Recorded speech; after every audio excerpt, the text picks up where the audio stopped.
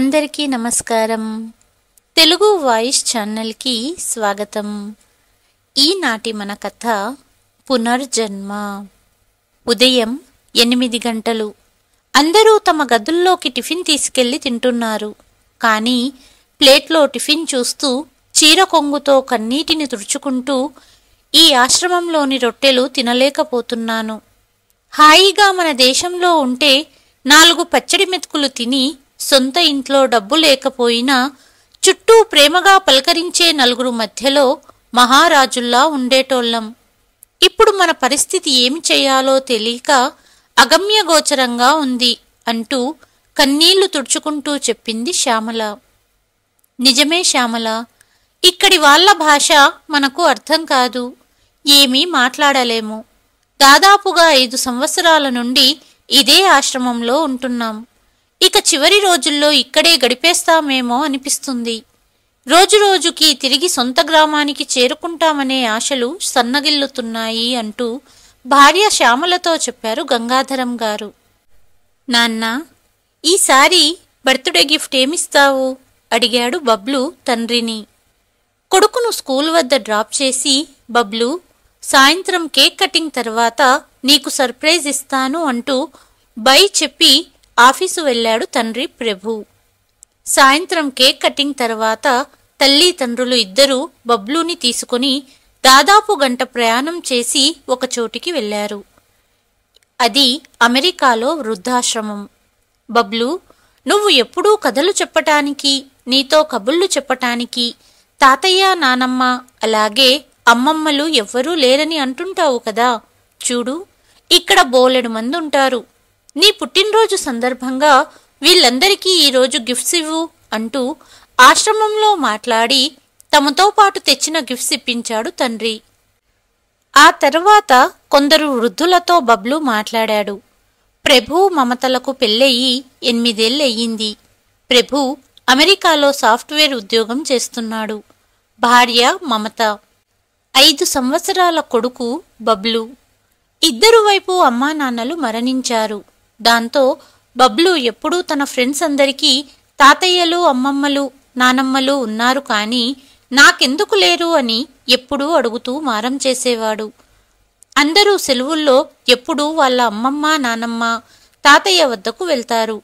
మనకి ఎవరూ లేరు, మనం ఎక్కడికి వెళ్ళమని గొడవ చేసేవాడు. వాళ్ళు దేవుడి వద్దకు వెళ్లారు అని సమాధానం చెప్పినా అర్థం చేసుకునేవాడు కాదు. బబ్లూకి 2 ఏళ్లున్నప్పుడు ప్రభు కంపెనీ పని మీద అమెరికా వచ్చాడు. ఈసారి కొడుకు పుట్టినరోజును వృద్ధాశ్రమంలో జరపాలని, తద్వారా బబ్లూకి నానమ్మ, అమ్మమ్మ, తాతయ్యలతో గడిపినట్టుంటుందని అనుకుని ఈ ఓల్డేజ్ హోమ్కి తీసుకొచ్చారు. ఆనందంగా అక్కడి వారితో మాట్లాడుతున్న బబ్లు బాధగా తిరిగి వచ్చేశాడు. ఏమైంది బబ్లు? తాతయ్య, అమ్మమ్మ, నానమ్మలతో మాట్లాడావా? ఎందుకు బాధగా ఉన్నావు అడిగారు తల్లి తండ్రి. నాన్న, నాకు వీళ్ళు నచ్చలేదు అన్నాడు బబ్లు. ఎందుకు? ఏమయ్యింది? ఎందుకు నచ్చలేదురా అని అడిగాడు తండ్రి. నాకు నా ఫ్రెండ్స్ అభి వాళ్ళ అమ్మమ్మ, తాతయ్య లాంటి వాళ్ళు కావాలి అన్నాడు బబ్లు. అభి బబ్లుకి చాలా మంచి స్నేహితుడు. ఇంటి పక్కనే ఉంటాడు అభి. అభి వాళ్ళ అమ్మమ్మ, తాతయ్య లేదా నానమ్మ, తాతయ్యలు అప్పుడప్పుడు అమెరికా వస్తూనే ఉంటారు. వాళ్ళని చూసినప్పుడు బబ్లుకి ఏడుపు వస్తుంది, తనకెందుకు ఎవరూ లేరు అని. వృద్ధాశ్రమంలోని ముసలి వాళ్లతో మాట్లాడిన బబ్లు ఎందుకంత బాధగా ఉన్నాడో ప్రభు మమతలకు అప్పుడు అర్థమయ్యింది. అమెరికాలో ఆశ్రమంలో ఉండే వృద్ధులంతా అక్కడివారే. అందుకే బబ్లుకి నచ్చలేదు. ఇంతలోనే బబ్లు అంటూ పిలవడంతో అందరూ అటువైపు చూశారు. 2 వృద్ధ దంపతులు పంచకట్టు, చీరలో నిలబడి ఉన్నారు. వాళ్ళిద్దరినీ చూసిన బబ్లు అమ్మమ్మ, తాతయ్య అని పిలిచి పరిగెత్తుతూ వెళ్లి వాళ్ల చెయ్యి పట్టుకున్నాడు. వాళ్ళు బబ్లూని ప్రేమగా దగ్గరికి తీసుకున్నారు. వెంటనే, బబ్లు అంటే నువ్వేనా? ఈరోజు నీ పుట్టినరోజట కదా, ఇందాక మా వార్డెన్ వచ్చి చెప్పింది. బబ్లు అని ఇండియన్ బాబు పుట్టినరోజు సందర్భంగా ఆశ్రమానికి వచ్చాడు అని. నిన్ను చూడాలని వచ్చాము అన్నారు వృద్ధ దంపతులు. అంతలో ప్రభు, అరే, అమెరికా ఓల్డేజ్ హోంలో మన ఇండియా తెలుగు వాళ్ళ ఆశ్చర్యంగా అడిగాడు. అంతలో ఇన్ని రోజుల తర్వాత తెలుగు వాళ్ళు కనిపించినందుకు ఆ దంపతులు కూడా చాలా సంతోషించి ప్రభు మమతతో కూడా బాగా మాట్లాడారు. ఇక బబ్లు అయితే వాళ్ళని ఒక్క క్షణం వదలకుండా ఆడుకున్నాడు. తల్లి తండ్రి ఇంటికి వెళ్దామంటే రానని మారం చేశాడు. చివరికి ఇంకోసారి నిన్ను తీసుకొస్తామని చెప్పి బబ్లుని తీసుకుని ఆశ్రమం నుండి బయలుదేరారు ప్రభు దంపతులు. ఇంటికి బయలుదేరిన ప్రభు మమతను వృద్ధ దంపతులు పిలిచి, బాబు, ఈసారి మీరు వచ్చేటప్పుడు కాస్త ఆంధ్రా భోజనం, అన్నం పప్పు తీసుకొస్తారా? తిని చాలా కాలమయ్యింది. ఇక్కడి బ్రెడ్ తినలేక ఒక్కోసారి నీళ్లు తాగి కడుపు నింపుకుంటున్నామని అడిగారు. వాళ్ళిద్దరూ అలా అడిగేసరికి ప్రభు మరియు మమతకు కళ్ళల్లో నీళ్లు తిరిగాయి. తప్పకుండా తెస్తాము అంటూ బయలుదేరారు. కాని దారి పొడవునా ఇద్దరికీ ఒకటే ఆలోచన. భారతీయులు, అది కూడా తెలుగు వాళ్ళు అమెరికా వృద్ధాశ్రమంలో ఎందుకున్నారు అని. అలసిపోయిన బబ్లు నిద్రపోయాడు. ప్రభు మరియు మమత చదువుకునే రోజుల్లో మంచి స్నేహితులు. ఇద్దరూ ప్రేమించి పెళ్లి చేసుకున్నారు. ఇద్దరి చిన్నప్పుడే తల్లి తండ్రి మరణించారు. ప్రభు చిన్నాన్న సహాయంతో పెద్ద చదువులు చదివాడు. అలాగే మమత తన మామయ్య సహాయంతో చదువుకుంది. చిన్నప్పటి నుండి ఇద్దరికీ తల్లి తండ్రి ప్రేమ దొరకని కారణంగా తల్లి తండ్రి విలువ వాళ్లకు బాగా తెలుసు. ఇంటికి చేరుకున్న తర్వాత మమత ఇలా అన్నది, ఏవండి, ఆశ్రమంలో ఇద్దరు వృద్ధులను చూస్తుంటే చాలా బాధగా ఉంది. రేపు ఒకసారి వెళ్ళి మాట్లాడొద్దామా? అసలు ఇక్కడ ఈ పరిస్థితుల్లో ఎందుకు ఉన్నారో తెలుసుకుందాము అన్నది మమత. నిజమే మమత, చూస్తుంటే మంచి కుటుంబం నుంచి వచ్చినట్లున్నారు. ఇక్కడెందుకున్నారో నాకు తెలుసుకోవాలనిపిస్తుంది అన్నాడు ప్రభు. రేపు వాళ్ల కోసం భోజనం తీసుకుని వెళ్దామనుకున్నారు ఇద్దరు. మరుసటి రోజు ఉదయం బబ్లూని స్కూల్లో వదిలి కావాల్సిన ఏర్పాట్లు, భోజనాలు తయారు చేసుకుని మధ్యాహ్నం 12 గంటలకు వృద్ధాశ్రమానికి వెళ్లారు. ఆశ్రమంలో ప్రభు మమతని చూసి ఆ వృద్ధ దంపతుల మొహాలు సంతోషంతో వెలిగిపోయాయి. బబ్లు రాలేదా అని అడిగారు.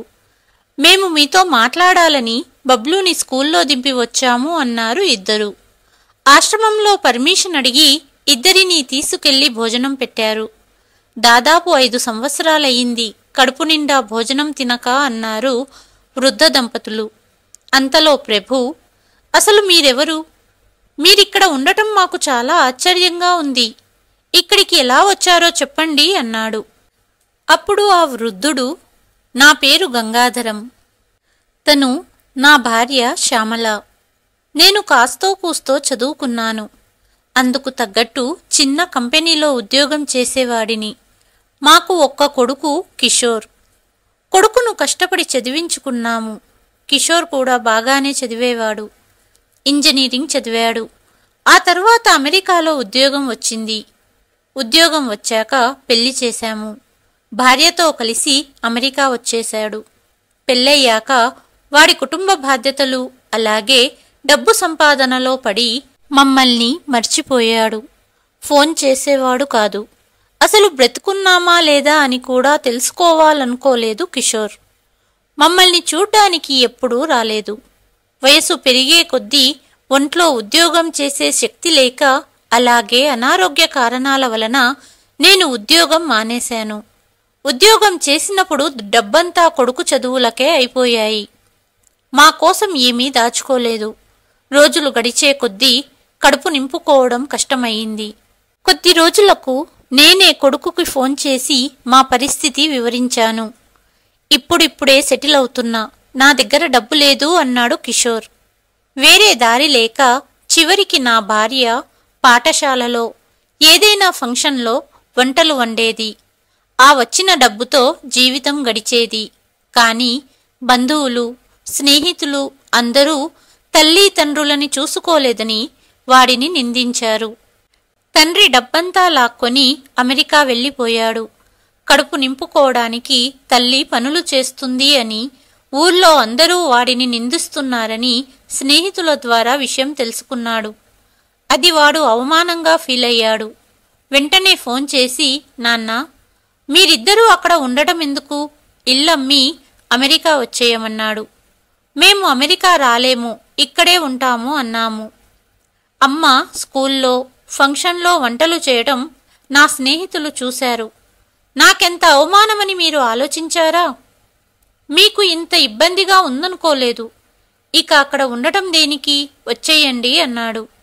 సరే, చివరి రోజుల్లో కొడుకుతో ఉంటాం కదా అని ఇల్లమ్మేసి కొడుకు వద్దకు అమెరికా వచ్చాము. వెళ్ళిన వెంటనే ఇల్లమ్మగా వచ్చిన డబ్బు తీసేసుకున్నాడు కొడుకు. అతి తొందరలోనే భగవంతుడా, ఎందుకన్నా వచ్చామా అని తెలిసొచ్చేలా చేశారు కొడుకు కోడలు. ఆ ఇంట్లో ఎవ్వరికీ మాతో మాట్లాడే తీరుకుండదు. మా మనవడు మా మనవరాలు అసలు ఏమి మాట్లాడుతున్నారో మాకు అర్థమే కాదు. బయటి నుండి తీసుకొచ్చి ఏవేవో తింటుంటారు. మన భోజనమే ఉండేది కాదు. మాకు బయటి తిండి పడక వాంతులు విరోచనాలు అయ్యేవి. ఇద్దరి ఆరోగ్యం రోజురోజుకు పాడయ్యింది. ఏమైనా తెలియని విషయాలు అడిగినా మీకు చదువు రాదు, ఎన్నిసార్లు చెప్పినా అర్థం కాదని విసుక్కునేవాళ్ళు. ఇక అమెరికాలో ఉండలేక మమ్మల్ని ఇండియాకు పంపరా అని అడిగాము కొడుకును. ఎందుకు నాన్న? అందరి ముందు తల్లి తండ్రిని చూసుకొని కొడుకు అనిపించడానికేనా అని అన్నాడు కిషోర్. ఒకరోజు, నాన్న, 2 రోజులు సెలవు దొరికిందని, పిక్నిక్ వెళ్ళొస్తామని 2 రోజులు ఇంట్లో జాగ్రత్తగా ఉండమని చెప్పి వెళ్లారు. కానీ వారం గడిచినా ఇంటికి చేరుకోలేదు. మాకేమో భాష రాదు. ఎవ్వరినీ ఏం అడగాలన్నా భయంగా ఉండేది. ఎవ్వరూ పరిచయం కూడా కాలేదు. అంతలో ఒకతనొచ్చి, నేను మీ అబ్బాయి స్నేహితుడిని. 5 రోజుల క్రితం వాళ్ళు వెళ్తున్న కారు యాక్సిడెంట్ అయ్యింది. అందరూ మరణించారు. వాళ్ళ శవాలు కూడా గుర్తుపట్టలేని స్థితిలో ఉన్నాయి. చిన్న చిన్న గుర్తులతో కిషోర్ ఫ్యామిలీ అని కనిపెట్టాము అని చెప్పి వెళ్ళాడు. మాకైతే ఒక్కసారి భూమి కంపించినట్లయింది. మేము అనాథలుగా మిగిలిపోయాము. పిల్లలు మరణించారని ఏడువాలో, ఈ దేశం కాని దేశంలో చిక్కుకున్న దానికి ఏడువాలో అర్థం కాక అయోమయంలో ఉన్నాము. పిల్లలను చివరి చూపు చూసుకోలేకపోయామని శ్యామల కన్నీరు మున్నీరుగా ఏడుస్తుంది. మరుసటి రోజు కొడుకు స్నేహితుడు మళ్ళీ వచ్చాడు. అంకుల్, నేను కిషోర్ యాక్సిడెంట్ వివరాలు కనుగొని మీకు వీసాకు అప్లై చేసి ఇండియా పంపిస్తాను. అంతవరకు మీరు ఒక్కరే ఇంట్లో ఉండలేరు కదా, అందుకే ఆశ్రమంలో ఉండండి అంటూ ఈ ఆశ్రమంలో చేర్పించాడు. రోజులు గడుస్తున్నాయి. ఈ రొట్టెలు వంటికి పట్టడం లేదు. హాయిగా మన దేశంలో ఉంటే 4 పచ్చడి మెతుకులు తిని, సొంత ఇంట్లో డబ్బు లేకపోయినా చుట్టూ ప్రేమగా పలకరించే 4 మధ్యలో మహారాజుల్లా ఉండేటోళ్ళం. ఇప్పుడు మా పరిస్థితి ఏమి చెయ్యాలో తెలియక అగమ్యగోచరంగా ఉంది.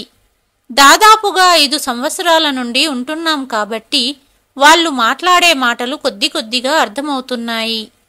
ఇలాగే ఇద్దరము కాలాన్ని గడుపుతున్నాము అంటూ అతను కన్నీళ్లు తుడుచుకుంటూ, ఇక చివరి రోజుల్లో ఇక్కడే గడిపేస్తామేమో అనిపిస్తుంది. రోజు రోజుకి తిరిగి మా గ్రామానికి చేరుకుంటామనే ఆశలు సన్నగిల్లుతున్నాయి.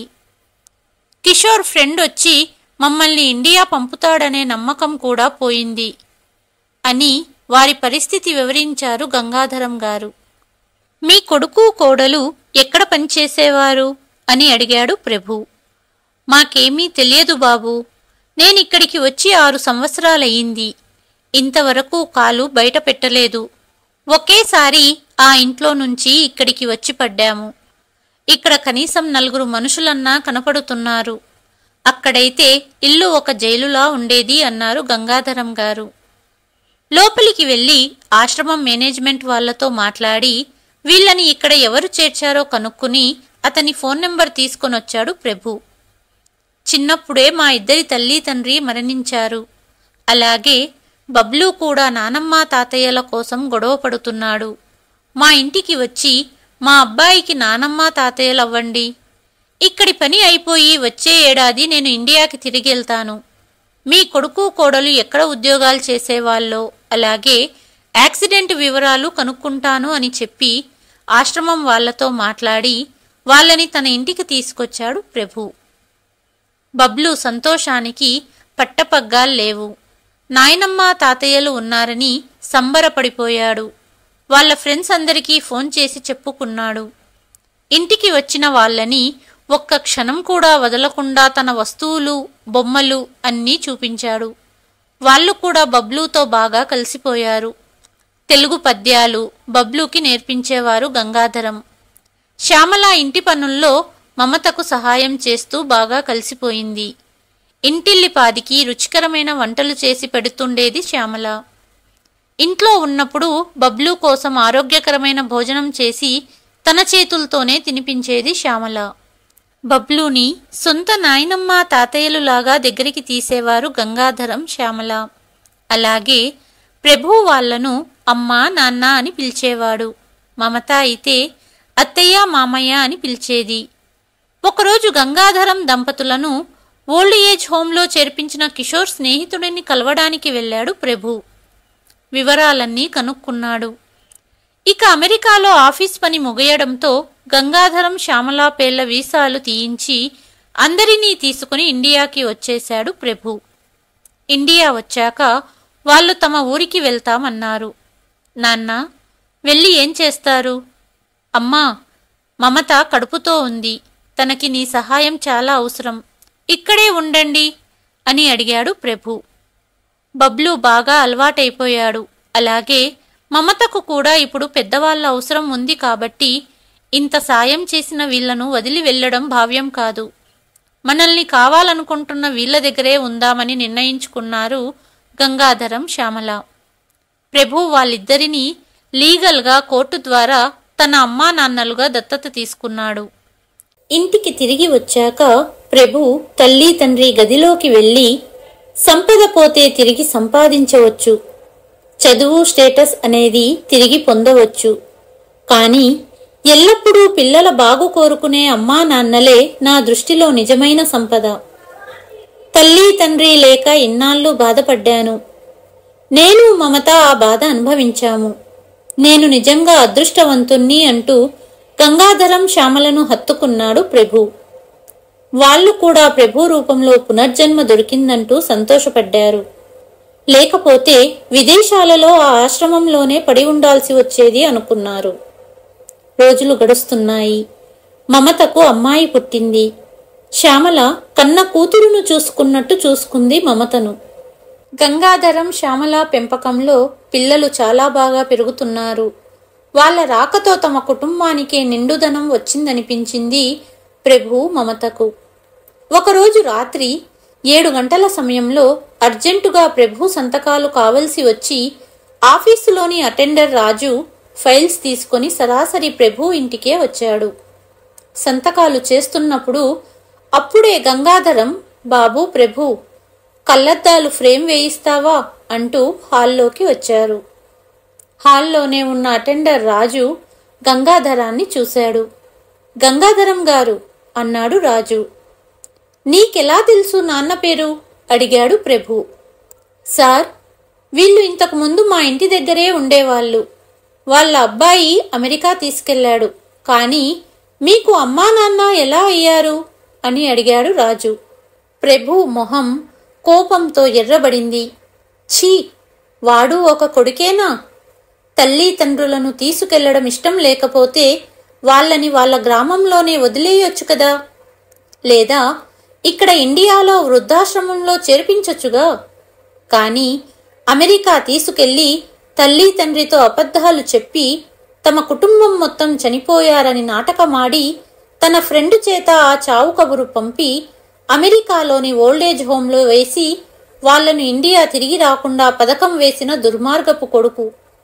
అక్కడి ఆశ్రమంలో కడుపు నిండక ఎన్ని రోజులు కష్టపడ్డారో తెలుసా? దానికి బదులు ఒక్కసారి వాళ్ళ ప్రాణం తీసినా వాళ్ళు బాధపడేవాళ్లు కాదు. పాపం, ఒక్కడే కొడుకు కుటుంబంతో సహా చనిపోయాడని కుమిలిపోతున్నారు. ఆ భాష రాక, అక్కడి ఆహారం, వాతావరణం పడక అనారోగ్యం పాలయ్యారు.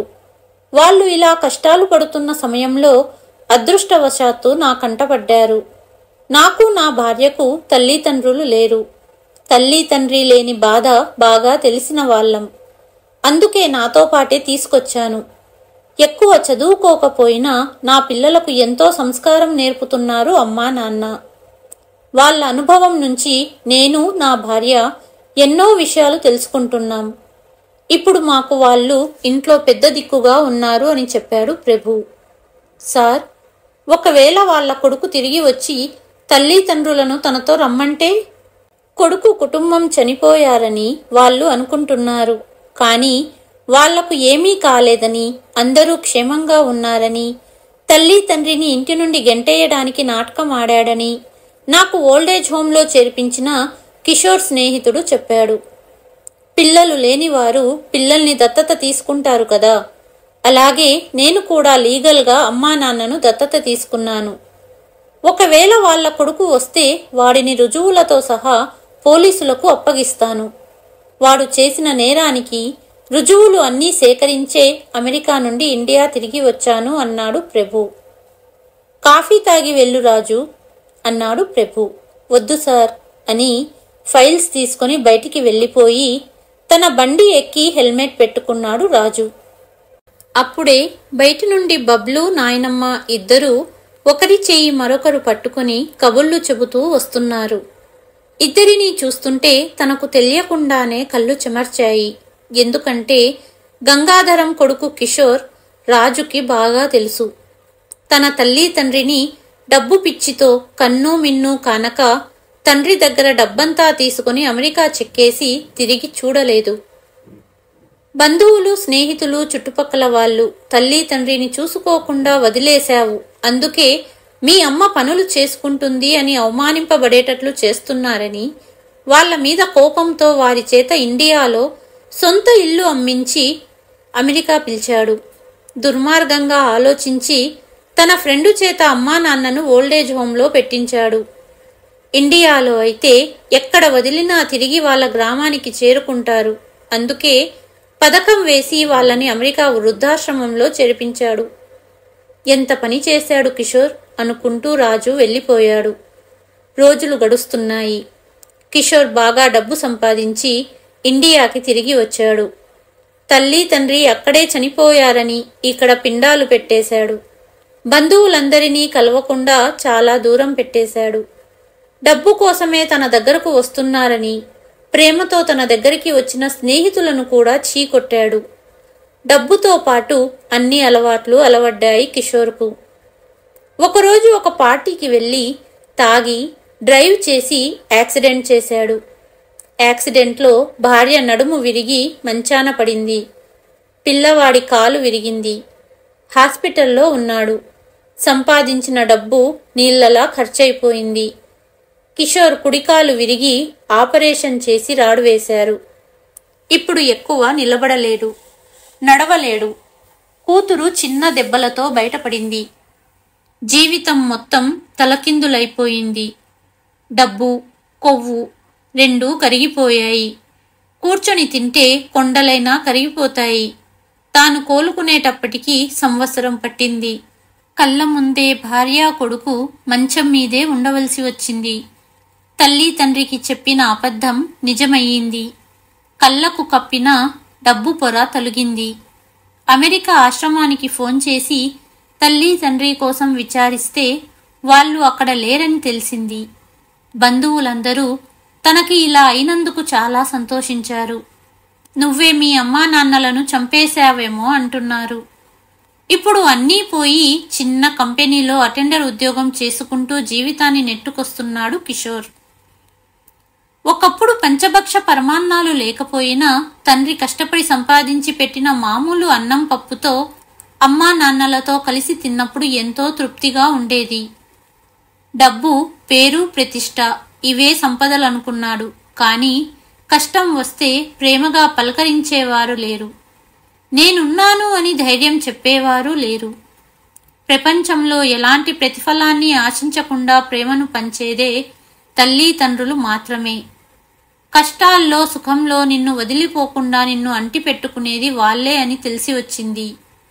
అలాంటి తల్లి తండ్రిని మోసం చేసినందుకే దేవుడు ఈ శిక్ష విధించాడు అనుకుంటూ ఇప్పుడు ఒంటరితనం అలవాటైపోయింది కిషోర్కు.